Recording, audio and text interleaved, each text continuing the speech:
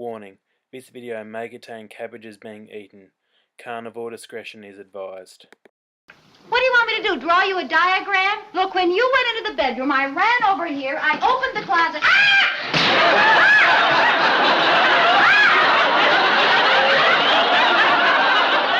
Hey guys, it's just Sam here. I just want there to be some prior warning that if you get offended or get offended by gay people, or if you're homophobic, I probably wouldn't watch this video any further, and if you could kindly go away. Just thought I'd give this a bit of a heads up. Thanks guys. Hello YouTube, what is up tonight? Just a pre-warning, I do apologise for the quality of the audio still. I'm currently trying to work on getting the funds together for a Zoom HD, which will hopefully record good audio, and I will also work on the mic and working on getting on how I can get it so the audio is better. So the main point of my vlog tonight has been bugging me for pretty much all my life. For those of you who aren't aware, I am a gay male. Some of you may think, oh yeah, what's the problem with that, or what's wrong with that? Yeah, of course, there's absolutely nothing wrong with that, but it doesn't change the fact how anxious I am about it. Like, oh yeah, it's all well and good for straight people who can go out there and they can find a partner really easy, because you know it's like a social norm to be straight, you know. And whereas I can't walk up to any guy down the street and ask him out on a date, because I'd probably get my face knocked in. Just a little bit of a backstory. I first discovered when I was gay when I would have been about 9. But yeah, about 9.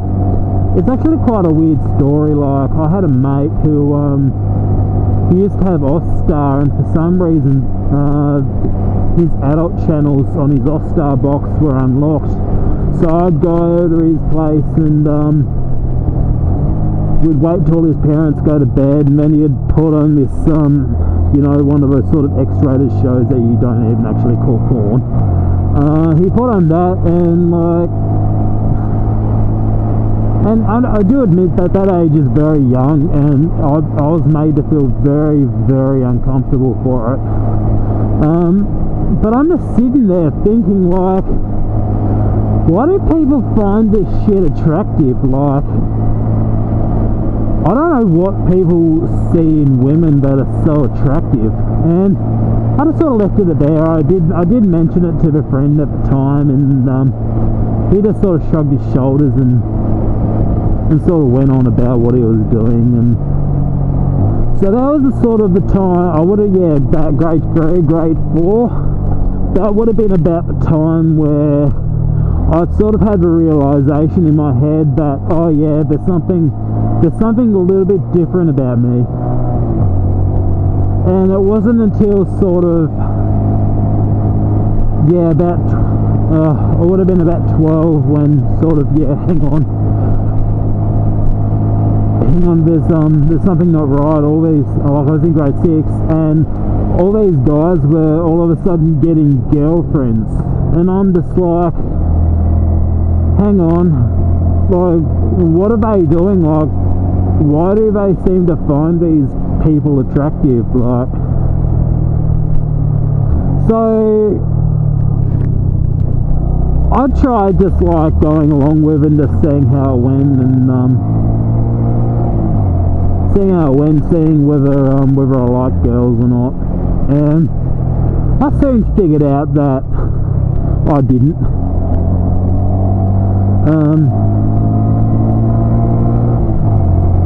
And that, yeah, I found that guys were attractive to me. And pretty much from that point onwards was when my anxiety about it started, because all my energy was going into what I thought people might think, rather than just thinking, hey, yeah, they'd accept me.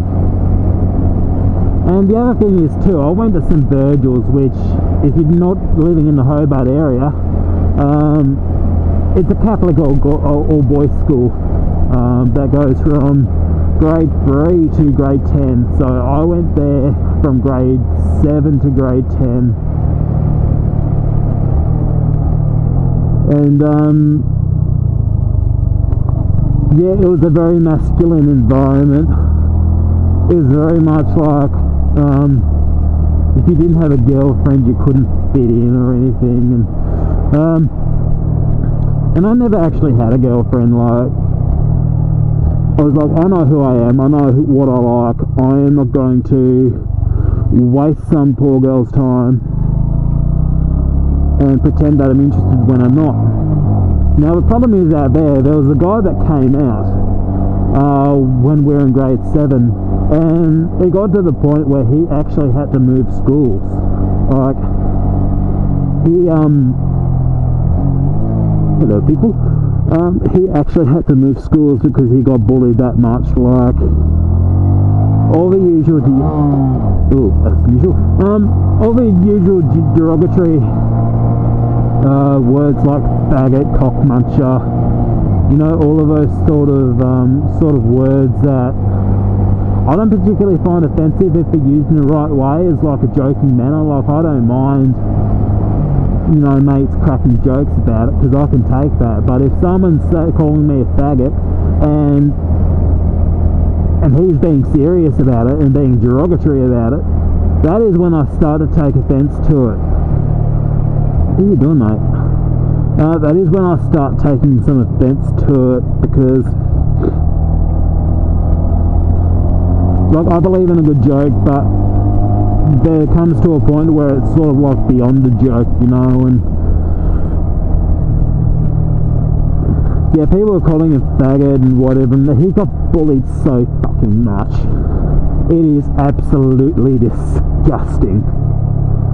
And I just hope the people that did that realise what they did to that guy, and sort of, they didn't only just bully that kid, they also made me so scared of coming out that I couldn't do it. I couldn't stay at that school and come out. So, and it was such a masculine environment. Like, it was absolutely a disgusting place. Like, there'd be people wanking in class. Like, who the fuck wanks in class? You'd be in class and you'll feel something slap around the back of your neck, and someone's quite literally flopping their cock and slapping you around the neck with it. And I thought that was okay.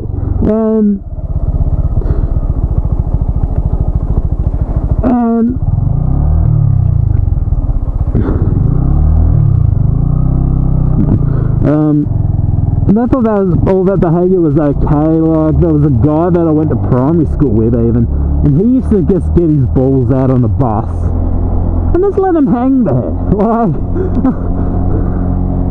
and these people are making fun of somebody else for being a faggot. Like, get the fuck over yourself, mate. Like, and that was quite literally what the whole time what I went through. And there was even a time where, do look at my ass too, mate? Because I'd be down for that shit. Joking. And there was one time where somebody said, and I still remember to this day, I can picture it in my head like it was a movie right in front of me. Hey mate, why don't you have a girlfriend? Are you gay or something? And I'm just like, yeah, I am. But if I tell you that, I'm just going to get bullied to absolute fuck. So why would I do that? So I just sort of like, don't be funny. And I didn't deny it. Like, I was like, haha, you're so funny, like, just like shit like that. And I think at even one point I was like, yeah, hell yeah. And they thought it was a joke, like, just because I don't have a girlfriend doesn't mean that I'm gay, even though in this circumstance I am. But hello there, cute bike. Just because I don't have a girlfriend doesn't mean I'm gay. And yeah, so a whole 4 years I was at St Virgil's was absolute shit. Like, I didn't even feel comfortable going into the toilets, like, to go to the toilet. I would literally not go to the toilet at all during the day, and if I did really need to go do a piss, I'd go down to the bush and do it in the bush, just because I could not deal with going to the toilet around everyone else. And yeah, so that's what I put up with in year 11 and 12. Year in high school. And it wasn't until I went to Hobart College, which is basically the equivalent of year 11 and 12 at public school, and it was absolutely fantastic. Like, on the first day I met my mate Jared Robinson. I hope you're watching. I'm going to tag you on a Facebook post later. And I was trying to, like, I came out it was actually January 14th, 2011. So that's a good 5.5 years ago now. And I came out after I finished high school. And at that stage, like, I told my parents first. After that, I told a mate, Bastian, and that's kind of a long story in itself. And we made up. We didn't get along for quite a long time, but we made up after a while. I'm actually really good mates with him now again, and it's fantastic. If you're watching Bass, just thanks for being you. I'm so glad I got you back in my life. You've been so supportive of me for the last since we made friends again. I just really appreciate it.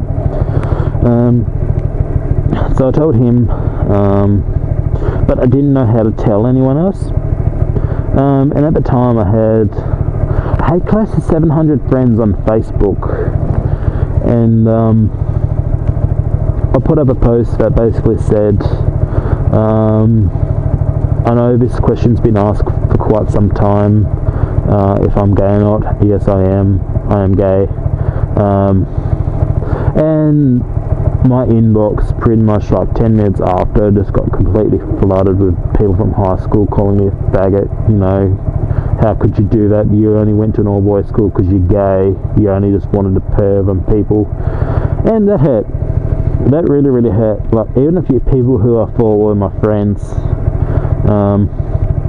got in on it, and it made me feel shit.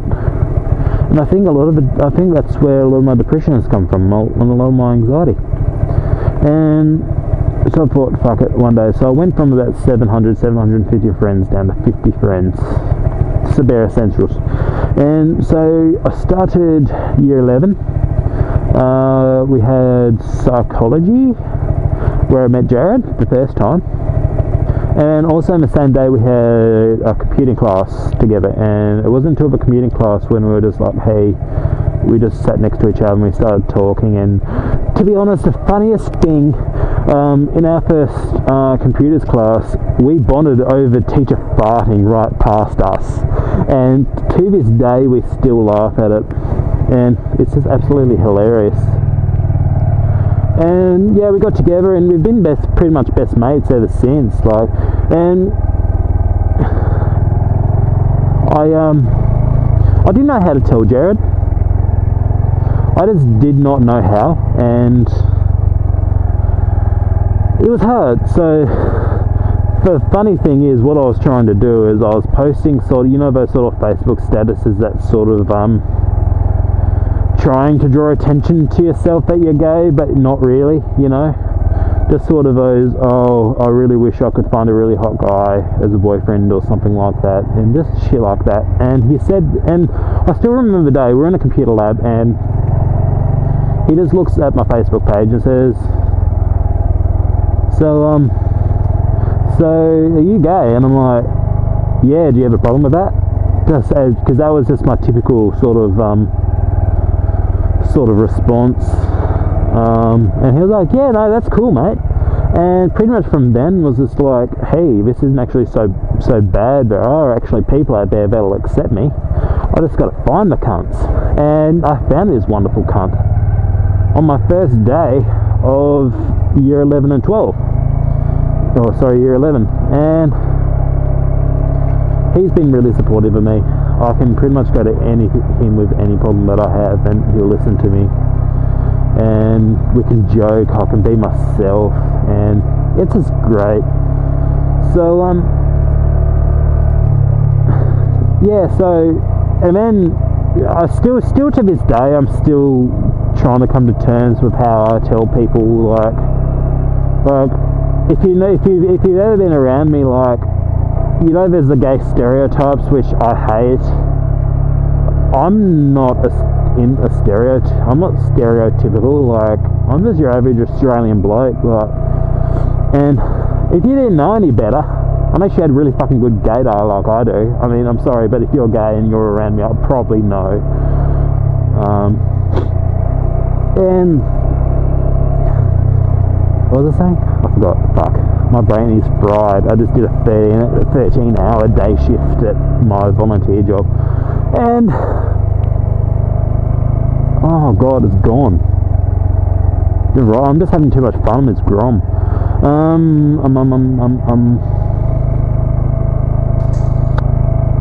Fuck. And I can't exactly go back and watch a video because, like, I'm filming the video. I'm such a dickhead. Oh yeah, that's right. Don't do that. Yeah, so I'm not stereotypical, like, I mean, I've gone through stages where I've been like, I wanted to be a drag queen and all that. I just went through various different stages of it, but at the moment, like, currently, I'm just like everybody else, and unless you have good gaydar, you don't pick it. And some people are shocked, some people are like, yeah, we knew. Like, my parents knew. Yeah, I'll get to that in a minute. And so I still get myself to the point where I'm just like, I don't know how to tell the new people in my life. Like, most of you people who are watching now are probably new to my life, and most of the people that I've added on Facebook over the last probably 6 months or so, this is a new thing for them. And if you guys knew, just let me know, because I'm interested to see who would pick it. And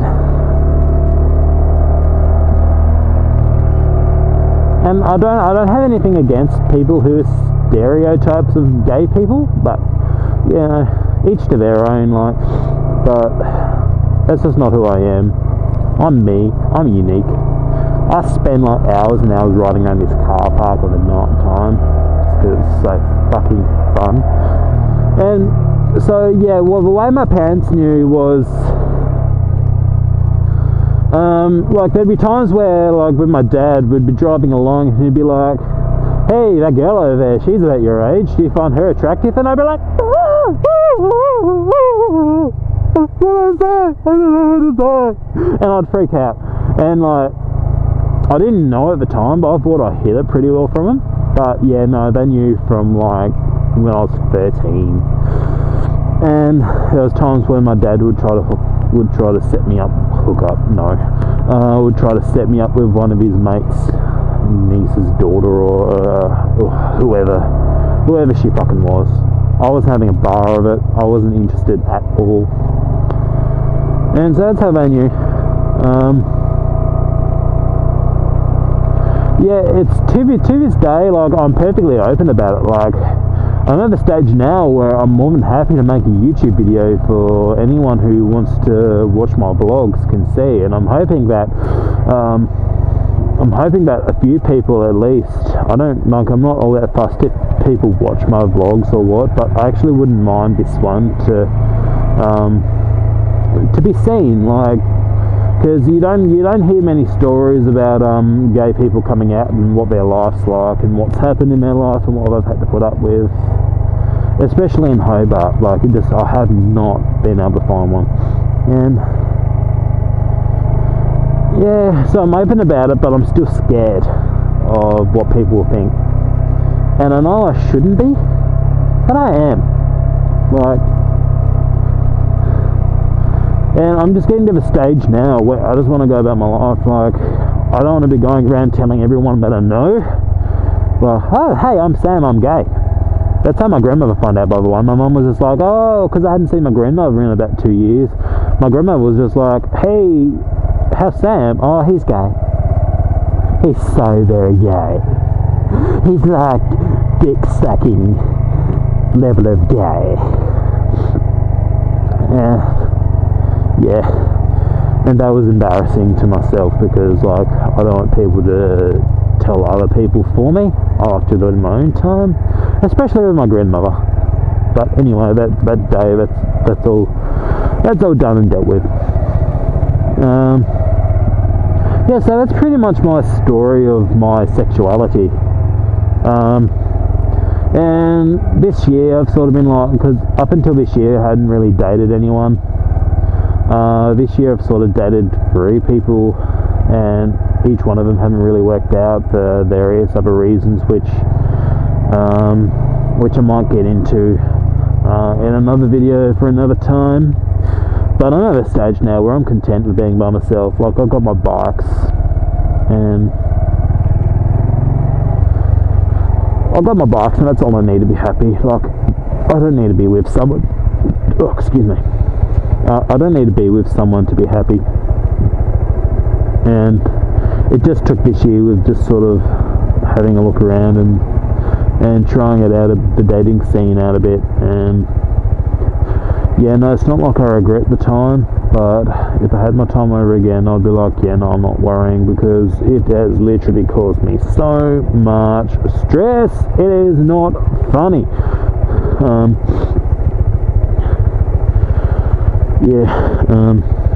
So that's it.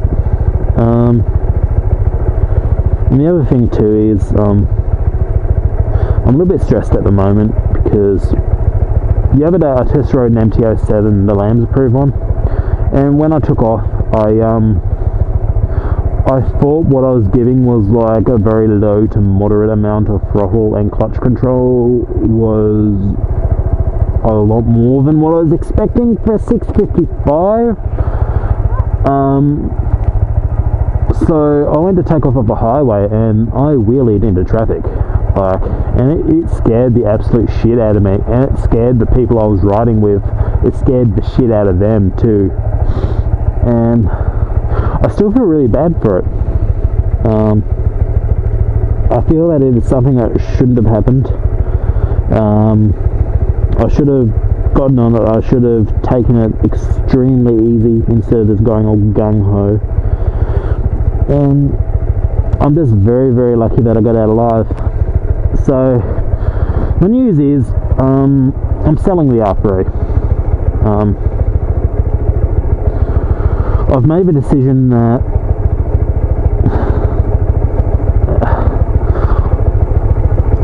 I need to start thinking more about the future, and so what I'm going to try to do is I'm going to try to sell the R3 and put the money and save it away for when I get off my P's. I can get a bigger bike, or get it earlier, or something like that. But I'm definitely sure that I'm going to want an MT-07, the Lambs approved. So I don't know when I'll be getting that. It'll be a fair while away yet, just because of my funds at the moment. I just got to sort out some shit. I've got to save some money for it. So I'm trying to sell the R3 and Charlie, and I'm also selling Lewis, which is the MC19. That one's probably the hardest one of all, because I fucking love that bike. Oops, shit. There's a horn.